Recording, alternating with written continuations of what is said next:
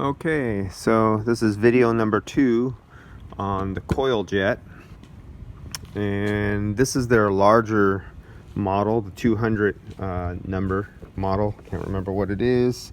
So this is the speed cleaning. Remember, there was a leak that was coming down below, and I thought it was going to be just a little clamp that I could reclamp, no big deal, but it turned out not to be a clamp.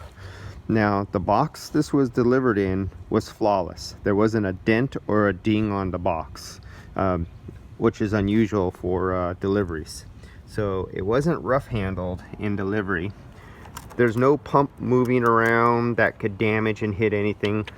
This is firm. What it's connected to that is damaged, this is firm. So none of this was anywhere. They have so much protection around this.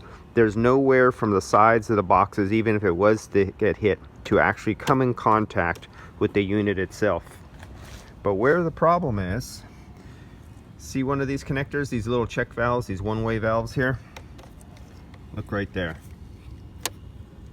That was that leak that was gushing out at the bottom. Right there. There you go. You can see it really good. So that's the problem. I'm not going to be fixing that. I thought I was just going to be doing a little clamp, a hose or something like that. But me using this is out of the question now. Now I got to go through all the problem of calling them back. They're going to ask me to send it back out. I'm going to have to travel back down to UPS and drop it off, and wait another week, 2 weeks, 3 weeks, whatever it took. It took a couple weeks for this guy. I guess they were back ordered. So that's it. The old CoilJet.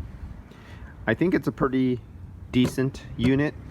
We'll find out when I get back, or when it gets back, but it really needs to have a combination electricity and battery as an option. For $800 after taxes, just being a plug-in device, and you can't backpack it and put it on your back. It should be backpackable, put on your back, not lift up at the side, because the weight of this full with water is not healthy for the human body. It's one of those things that will cause damage on somebody. When you're picking up big cylinders and stuff like that all the time, it's awkward. That's all I gotta say. It's too much weight off to the side.